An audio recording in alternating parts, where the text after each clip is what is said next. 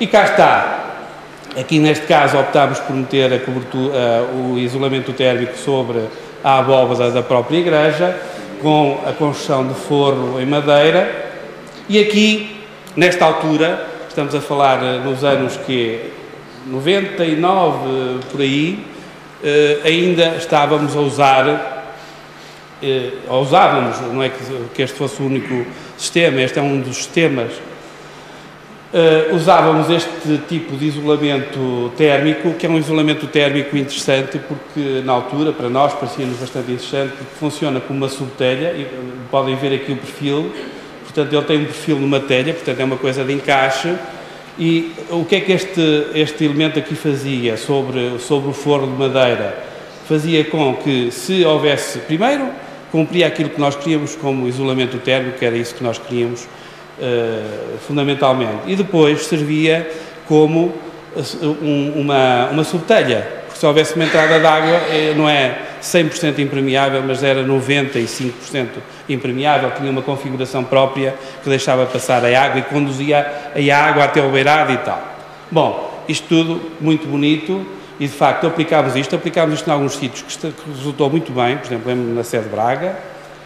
A Sé de Braga tem praticamente a cobertura toda com este tipo de sistema. Temos lá atualmente alguns problemas, mas durou muito tempo, portanto lembro-me que fizemos a cobertura em 96, salvo erro, portanto já passaram, já nem sei, já lhe perdi a conta dos anos, mas 12, não, muitos mais, aí, 16 ou 17 anos, e portanto a cobertura mantém-se apesar de tudo em bom estado, e de facto utilizámos esta telha, aqui a tal telha vermelho Tibais. Bom, aqui ainda estávamos a usar, lá está aquele aspecto da fixação, a fixação mecânica. Aqui estávamos a usar um arame de cobre com uma dimensão, de facto, bastante reduzida, mas na altura isto tudo tem que ser encarado quase como um experimental. Nós estamos aqui, este que vos vou mostrar é uma coisa experimental. Nós estávamos neste momento, isto é preciso dizê-lo porque parece que isto teve uma evolução muito grande, as coberturas, e portanto nesta altura parecia-nos que estes arames de cobre, que eram uns arames bastante bons para esta questão da fixação da própria telha, e portanto cá está a tal subtelha com o ripado de madeira e a telha assente diretamente sobre este ripado. E um outro aspecto, e aqui aquilo que eu vos falei, que depois acabei por não referir muito, que é a questão das passadeiras. As passadeiras. O que é que são as passadeiras? São aquele tal telhado dobrado que, se lembram da primeira imagem, aparecia com aquelas riscas brancas. Para que é que servia? Antigamente servia fundamentalmente para fazer manutenção dos edifícios. Portanto, colocavam a dimensão desse telhado dobrado, era feito de tal forma que os técnicos depois que faziam a manutenção colocavam uma tábua e a tábua apoiava nesses pontos de maior espessura da própria cobertura. E, portanto, nós aqui, apesar de não termos já esse problema, digamos, da resistência do próprio telhado, quisemos manter as passadeiras. E na altura estávamos a fazer passadeiras, fazíamos passadeiras e recorríamos à argamassa, como podem ver, para fazer estas passadeiras. Portanto, sobre o telhado, cravávamos a passadeira com argamassa. Aqui está, vejam a quantidade de argamassa que tem aqui a passadeira, o cume também está todo argamassado e o resto era aramado. Mas usávamos argamassas para fazer este tipo de situações. O beirado também era todo argamassado, neste caso aqui pintado, e aqui um aspecto também muito importante, que são as telhas de remate, não é? Eu lembro-me no início, quando fizemos a primeira intervenção, com este tipo de telha, houve ali um problema de fabrico, na altura não havia possibilidades de fazer as telhas especiais e, portanto, nós não fizemos um beirado que depois viemos a refazer com telhas, porque os telhões antigamente tinham 80 a 90 centímetros de comprimento. Nós temos lá telhões antigos com 90 centímetros de comprimento. E este aspecto das telhas especiais, nomeadamente as telhas de beirado, é importante porque, sobretudo para as patologias que depois aparecem nas fachadas. Se não houver este cuidado, as águas dos pingantes pingam em cima disto, chapiscam e fazem, por um lado, entrar água nos edifícios e, por outro lado, mancham os alçados todos. Portanto, as telhas especiais de fabrico são extremamente importantes. Bom, e agora aqui começa a autocrítica. Fizemos aquelas coberturas que viram utilizando argamassas, na altura achávamos, e era aquilo que se fazia, e achávamos que era o melhor, e vejam o que é que aconteceu nesses sítios que tinha argamassa, não é? Rapidamente, aliás, aqui no Minho, eu digo que até na autoestrada nasce vegetação, no pleno asfalto, não é? E, portanto, rapidamente a vegetação começou a crescer. Isto aqui são outros problemas de rebocos que também fazíamos sem cimento, rebocos só à base de cal gordo e areia, frágeis e que de vez em quando caem de alturas muito grandes e que também acabam por degradar. Bom, isto são tudo patologias que eu vou mostrar.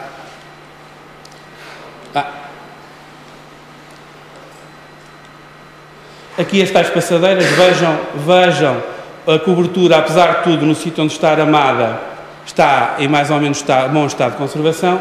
Nas zonas das passadeiras, uma degradação imensa. É possível ver aqui. Há também um aspecto que nós temos vindo a verificar, isso não é uma novidade nenhuma para ninguém, é que as vertentes dos telhados das postas a norte normalmente são as mais sacrificadas, porque é aí que normalmente acontecem mais os gelos e os desgelos e tal, e que depois também... Mas isto aqui, no fundo, a nossa avaliação é de que tem a ver, efetivamente, com a utilização destas argamassas no assentamento no assentamento da passadeira. E aqui a mesma coisa, no beiral, não é? Portanto, tudo o que era... Aqui até tem as peças ao contrário e tal, que esse é outro aspecto, já vamos ver, que é a má execução. Bom, e aqui começa também o aspecto da execução, não é? É evidente que uma cobertura, se não for bem executada, não funciona bem. E, portanto, aqui, e por mais fiscalização às vezes que haja, nós não conseguimos chegar a todos os lados e só mais tarde é que a gente consegue perceber, de facto, que algumas coisas, por exemplo, aqui este rufo, além de estar mal executado, porque está sobre o elemento telha ou subtelha e, portanto, ele devia estar por baixo, tem muito pouco desenvolvimento. Isto são alguns aspectos técnicos que eu agora não vou estar aqui a amassar-vos com isto, mas que, de facto, por outro lado, se eu tenho uma subtelha, se parte uma telha, é princípio que a água vá até ao beiral e depois saia pelo beiral. Sim, senhor, nós pedimos para deixar uns tubos no beiral para que essa água pudesse sair. Os tubos, efetivamente, foram deixados. Mas se fizermos depois uma avaliação do resto da cobertura, vemos que antes dos tubos está tudo, absolutamente tudo tomado. E, portanto, a água não pode sair. Não sei se estão a ver, aqui é o beirado, não é? Teria aqui os tubinhos, mas se eu tenho aqui atrás tudo tomado, eu não posso ter água assim por aqueles tubos. Cá está o exemplo que eu estava a falar. E aqui um exemplo de uma má aplicação da tal subtelha. Chegou ali ao remate e valeu tudo e, portanto, estão as peças invertidas, etc, etc. Portanto, tudo isto tem a ver com a execução e que é extremamente importante. Como veem aqui, a peça devia estar por cima desta, mas devia funcionar ao contrário e não está. E, portanto, todo este sistema que funciona minimamente quando está bem executado, se não for bem executado, depois não funciona. Bom, e se não funciona, temos problemas, infiltração de água, temos a degradação dos materiais. E agora vamos falar de uma nova época, portanto, nós, aquilo foi primeiro o trabalho de resgate, depois aquela intervenção usando ainda argamassas na fixação das coberturas, e agora, finalmente, que é aquilo que toda a gente recomenda, não há argamassas nas coberturas. E, portanto, nós fazemos as coberturas com fixação mecânica, com grampos, já não são de cobre com 1 milímetro, são de aço ou de cobre, podem ser, mas com, no mínimo, 3 a 4 milímetros de espessura e, de facto, fazemos a fixação mecânica de todas as coberturas. E fazemos no beirado, fazemos a ventilação do beirado e, para não entrarem os animaizinhos e tal, metem-se umas redes para que isso não aconteça. Vou mostrar aqui umas imagens de uma reabilitação de uma cobertura que fizemos, aliás, de uma nova cobertura que fizemos numa ala de Tivães. Portanto, não existia estrutura de madeira e, portanto, fizemos uma nova estrutura, fizemos o beirado, a nova estrutura de madeira, e vou mostrar aqui um pouco, cá está, o forro é separado 1 centímetro entre tábuas para poder fazer uma ventilação. Cá está, aqui, isto é a peça da asna, com uma peça mista de madeira e uma peça de aço. A cobertura por baixo. O beirado, e aqui uma experiência, no fundo, estávamos a fazer uma experiência de como é que o beirado, para não nos acontecer a mesma coisa do tubinho e depois não ter a drenagem eficaz. E aqui um novo material que nós estamos atualmente a usar, já há alguns anos, mas não há muito tempo, que é uma tela impermeável à água e permeável ou de alta permeabilidade ao vapor d'água, que é esta tela, e que é, de facto, um material extremamente interessante, porque deixa respirar a madeira das coberturas e permite-nos ter ali uma subtelha com um peso relativamente leve. Porque há muitas subtelhas. Nós, nas intervenções que fizemos nos nossos monumentos, utilizámos vários tipos de subtelhas. Utilizámos as subtelhas tradicionais, onduladas, de fibrocimento, depois o fibrocimento tinha amianto, deixámos de usar o fibrocimento com amianto, passámos a usar o fibrocimento sem amianto, depois passámos para as subtelhas onduladas, mais uma vez, de cartão e não sei o quê, enfim, passámos por tudo isso. Mas tudo isso tem alguns problemas. Um dos problemas que tem é a sobrecarga nas próprias coberturas. E uma subtelha por exemplo, de fibrocimento tem uma sobrecarga ainda bastante importante sobre as coberturas. E, portanto, a ideia é tentar reduzir ao máximo essa sobrecarga das coberturas. E este material, de facto, é um material fantástico. Bom, aqui já não temos a fixação dos cumes com argamassa, temos uma fixação mecânica dos cumes e ventilação dos cumes. Depois, outro aspecto importante, portanto, aqui já vemos, sobre o ripado é colocada aquela tela, a tal tela, que é este tecido, e sobre esse tecido é colocado um ripado e um contra-ripado. Isto porquê? Porque é importante que a telha tenha, por baixo dela, uma caixa de ar para que ela possa ser ventilada. E cá temos aqui o remate da tela, com uma peça especial para fixação aqui para o beiral e para nos tirar aqui a água deste beirado. E bom, e aqui a execução do próprio telhado, o beirado, não sei se vê, provavelmente não se vê, mas tem aqui aquele pente que mostrei há pouco. A fixação mecânica, portanto nós aparafusamos as telhas e fixamos-las depois, o canal é fixo mecanicamente através de um parafuso e a coberta é fixa através dos grampos. E aqui devia ter aqui a telha de ventilação e de onde em onde há uma telha especial, que é uma telha que promove a ventilação juntamente com o beirado, que promove a ventilação da parte inferior da cobertura. Portanto, são as telhas chamadas telhas de ventilação.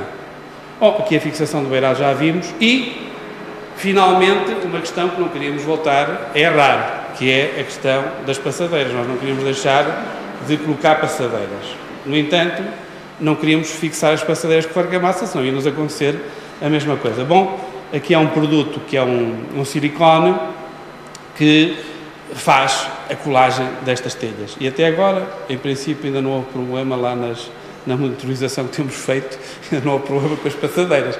Ela, de facto, isto foi uma telha que foi cortada, eu mandei cortar uma telha e mandei colar a telha com este produto para ver se aquilo, de facto, era eficaz. E, bom, temos aqui a colocação das passadeiras, que são características deste tipo de coberturas aqui no norte, e aqui está a cobertura, o resultado final, com as passadeiras, com a fixação mecânica, etc. Eu queria terminar a minha intervenção mostrando exatamente para que é que serve para que é que servem as coberturas e que papel é que têm as coberturas e que desempenham as coberturas nesta área do património. E deixo-vos aqui umas imagens sobre a intervenção que fizemos em Tibães, 4 ou 5 imagens, que eu costumo dizer que tratámos o mosteiro com carinho.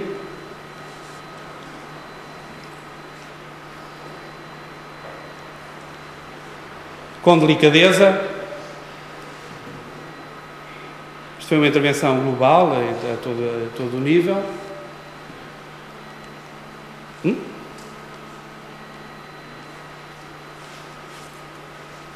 Aqui não sei o que é, passou rapidamente. Preservando ambiências.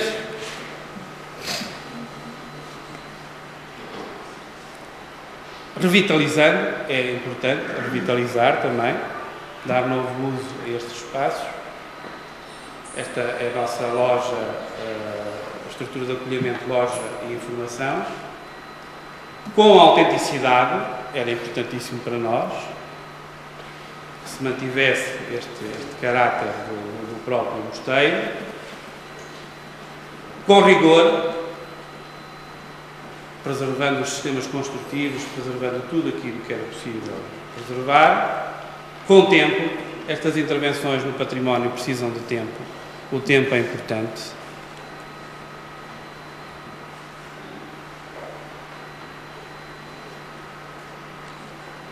Com tenacidade, às vezes é preciso meter mãos à obra para... Então, não há tenacidade.